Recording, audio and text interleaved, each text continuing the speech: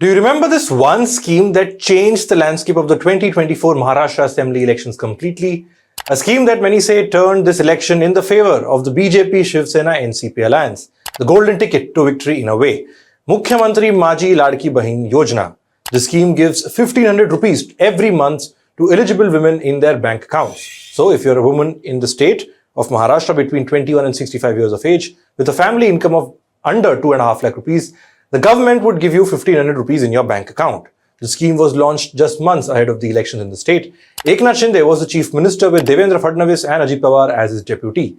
And the scheme was an instant success. Crores of women across Maharashtra signed up and benefited from the scheme. For the Netas, it was a way to consolidate the women vote bank in their favor. And so began a credit war. Dada, or Big Brother in Marathi as he is called, Ajit Pawar toured parts of the state using only the name Ladki Bahin. BJP entered the fray later with its Deva Bhav campaign for Devendra Fadnavis. And Eknath Shinde, or Bhai as he is called, was going all out to show how he was helping the sisters of the state as Chief Minister of Maharashtra at the time. Posters, banners, hoarding songs, all plastered over Maharashtra in the run-up to the election, showing how the brothers of the state were taking care of the Ladki Bahins. Amidst this frenzy, the Mahayuti promised to increase this amount of 1500 rupees a month if voted to power. Their manifesto promised it to take it up to 2100 rupees per month. But about 4 months since the result and Mahayuti's thumping win, the government seems to be recalibrating its approach on this scheme a tad bit. And that promise of 2100 rupees currently still remains a promise on paper. Hello and welcome, I'm Shubham Chauhan. Let's get started.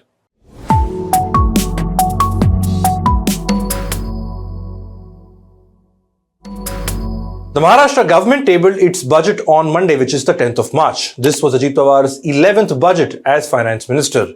He tabled a budget of 7 lakh crore rupees for the state of Maharashtra for the financial year 2025-2026. Pawar said the government aims to attract 20 lakh crore in investments and create 50 lakh new jobs over the next 5 years. Other highlights included 7 new industrial hubs in Mumbai, the development of a 1500-kilometer road network and concretizations of the existing 7,000 kilometer of roads. The district annual plan outlay was raised from 18,100 crores approximately to about 20,165 crores, keeping the local elections which are due in Maharashtra in mind. Basically going through the motions and summing up the usual outlays. No big major announcements unlike last time. But all eyes this time were on whether the Mahayuti government led by Devendra Fadnavis would act on one of its key poll promises, an increase in Ladki Bahin's amount from 1,500 to 2,100 rupees. So as Ajit Pawar was reading the budget document in the Maharashtra Assembly, opposition MLAs taunted him about it. Ajit Pawar responded by requesting them to hear him out first. मुख्यमंत्री माझी लाडकी बहीण योजनेअंतर्गत 2,53,00,000 लाभार्थी महिलांना जुलै 2024 पासून आर्थिक लाभ देण्यात येत आहे. त्यासाठी आतापर्यंत 33,232 कोटी रुपये खर्च झालेला आहे. 2025-26 मध्ये या योजनेच्या करता 36,000 कोटी रुपयाचा नियतव्यय प्रस्तावित आहे. या योजनेमधून मिळणाऱ्या अनुदानाचा उपयोग काही जरा बजेट होऊ द्या ना काही महिला गटांनी.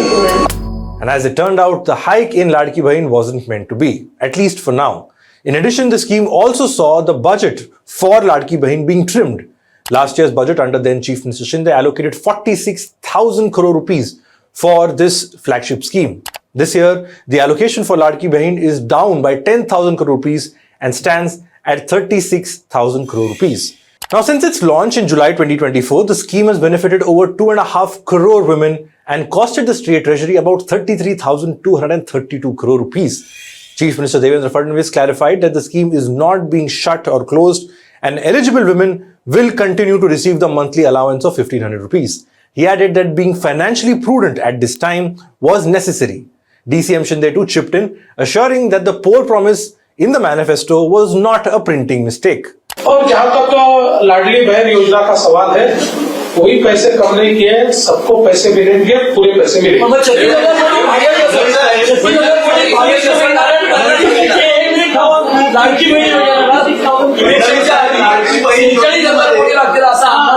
करा आणि त्याच्यात जर 2100 करायचे आले तर 64 पर्यंत खर्च वाढेल आणि बजेटमध्ये कोटी 36,000 कोटी जे आहे तर मुळामध्ये बजेटच्या स्पीचमध्ये लाडकी बहीण हा उल्लेख नाही की इलेक्शन जेव्हा रोज तुम्ही करायचं आणि आता वाढल्या खर्चाची तोडमिळवणी करणार कशी आहे. सिंटेक्सचा 64 आणि कमी झालं कारण आकडा एक्झॅक्ट किती आहे त्यांचा. पहिल्यांदा तर तुमचं लक्षच नव्हतं बजेट वाचत असताना त्यांनी सुरुवातच लाडक्या बहिणींना केली पण आकडा कुठेही कळत नाही आकडे सांगायचे आणि कमी झालाय ते म्हणूनच संशय लोक त्यांनी 36,000 कोटी सांगितलं. पहिल्यांदा एक लक्षात ठेवा ऐका ना तोडमिळवणी कशी होईल. काळजी करू नका, मी शब्दाचा पक्का बहिणींना नाराज करणार नाही. असं आहे एवढं लक्षात ठेवा की कुठलीही योजना तयार होते त्यावेळी गृहीतिक असतं की 3.5 कोटी 3 कोटी आणि फायनली समजा जर ते 2,70,00,000 झाले तर तेवढे पैसे वाचतात ना. आपल्याला योजनेचं ऍक्च्युअल पैसे कधी लागणार ते वर्षभराने समजतात. त्या आधारावर मागच्या वर्षीच्या ट्रेंडच्या आधारावर हे पैसे ठेवलेले आहेत आणि उद्या वाढवायची गरज पडली तर जुलै आहे डिसेंबर आहे त्यामुळे वाढवता येतात. त्यामुळे कुठलीही अडचण नाही आहे. आवश्यक तेवढी तरतूद याच्यामध्ये ठेवण्यात असं आहे की त्या संदर्भात निश्चितपणे आमचं काम चाललेलं आहे. बघा शेवटी बजेटचा बॅलन्स ठेवणं हे देखील महत्वाचं आहे आणि घोषणा पण आपली पूर्ण करायची.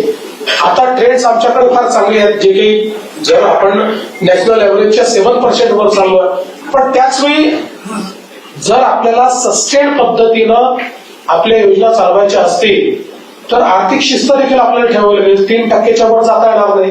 आता आपण मागच्या वर्षी 2.9 पर्यंत चालू गेलो म्हणून आता थोडं कमी आणून 2.76 पर्यंत आपण आणलेलं आहे. त्यामुळे याचा नीट बॅलन्स तयार करून आणि आता काही संसाधनं देखील आपण वाढवण्याचा प्रयत्न केला ते करून आपण आम्ही बजेटमध्ये दिलेली आश्वासनं आम्ही नक्की पूर्ण करू. Ajit Pawar too was quizzed in this regard as to why the Ladki Bahin allowance has not been hiked. Speaking to reporters outside the assembly, Ajit Pawar challenged them to show one statement where he made this promise. Pawar added that while Mahayuti's manifesto does talk about the raise, the final decision will be taken once the state's financial condition is improved. And yes, the hike was among the top promises of the Mahayuti manifesto. Needless to say, the manifesto of the Mahayuti represents all three parties, including Ajit Pawar's NCP, like we saw with the credit war, where Ajit Pawar was touring in the state, with the Ladki Bahin scheme. In fact, in the run-up to the budget, Women and Child Development Minister Aditi Tatkare, under whose department this scheme comes, was cleverly sidestepping the issue. Tatkare acknowledged that while the poll promise was made, nowhere was it mentioned that the hike will be given in this year's budget. She added that the government's welfare scheme are planned so as to implement them over a 5-year period rather than a short-term period. So why has Maharashtra government not hiked the allowance yet? Simple. Because it cannot afford it. You see, after the drubbing Mahayuti saw in the Lok Sabha election where it just won 17 out of 48 seats, it had to course correct. So, in the state budget after the Lok Sabha elections, the Mahayuti announced populist schemes worth 96,000 crore rupees. This included the Ladki Bahin farm loan waivers, among others. But in reality, the state's finances could not keep up. And the numbers show it. The state saw a fiscal deficit of 1.36 lakh crore rupees. A fiscal deficit is when the government spending exceeds its total revenue. Maharashtra also saw a revenue shortfall, which is the government. It saw a revenue shortfall of 45,892 crore rupees. This amount is even higher than during the COVID-19 period. Moreover, Maharashtra's estimated debt is pegged at 9.32 lakh crore rupees for the financial year 2025-2026. This is the highest in the state's history. So, effectively, Maharashtra has a total budget of 7 lakh crore rupees this year, and the debt of the state is more than that at, like I said, 9.3 lakh crore rupees. The rather liberal spending on populist schemes last year before elections has clearly impacted the state's finances, and this has now come back to haunt the Mahayuti government.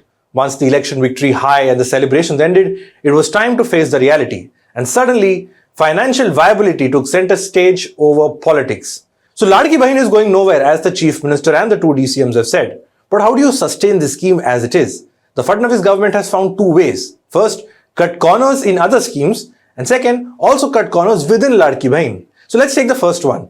The latest budget did not see allocations on 4 schemes, mainly Ananda Chashida scheme, wherein eligible beneficiaries get a kit consisting essential commodities on festival.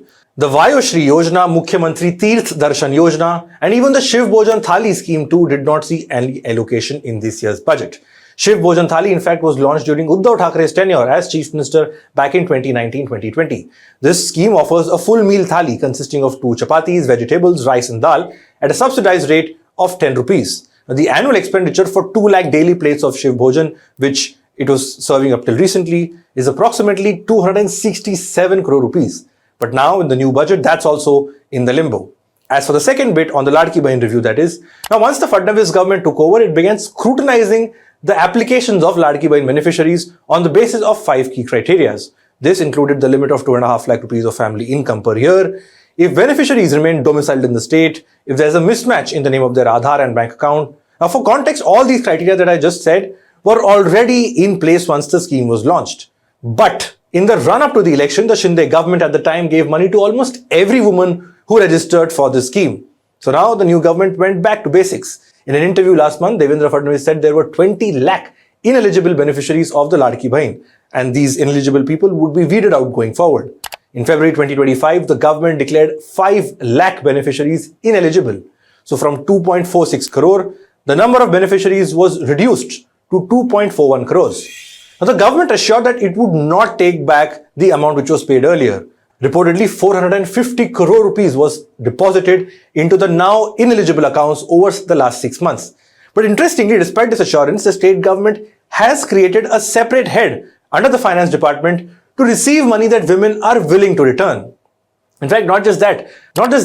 A report in Scroll says that even eligible women under this scheme have not received the installments for the month of January and February. Meaning, the original promise or guarantee of 1500 rupees too has not reached the bank accounts of several women. The report spoke to many beneficiaries across the state and found that several recipients in Jalna, Gadchiroli, Chandrapur, Nanded and rural Nashik reported delays in receiving the installments of the last 2 months. But on the other hand, such complaints were fewer among residents of course, the big cities Mumbai, Pune and Nashik. The opposition in Maharashtra, which is the MVA, Mahavikas Aghadi, has slammed the Fadnavis government for their bogus promises, what they've called the bogus promises, in the run-up to the election. The Maharashtra government, like I said, still remains committed on increasing that amount. But it says the timeline hasn't been specified or it hasn't been decided, but they still want to do that. When? Like I said, no one knows. So the political fallout of this move also will actually be tracked very closely. Now, of course, the next state election is due only in 2029. Before that, it's only the local municipal bodies whose elections are due. So that could be one metric to gauge how women have taken or how women have received what we saw in Maharashtra's budget. But clearly, what's good politics may not necessarily be good economics. That's the lesson that one can largely draw from this experiment of the Maharashtra government, like we have seen in several other BJP-ruled states, where to target the women vote bank, big promises are announced only to, like the state has shown, to backtrack and sort of recalibrate its approach now. That's all we have for this episode of Simply Put. Do like and share this video, comment and let us know what your views are, and subscribe to HW News English on YouTube for more such videos. Thanks for watching.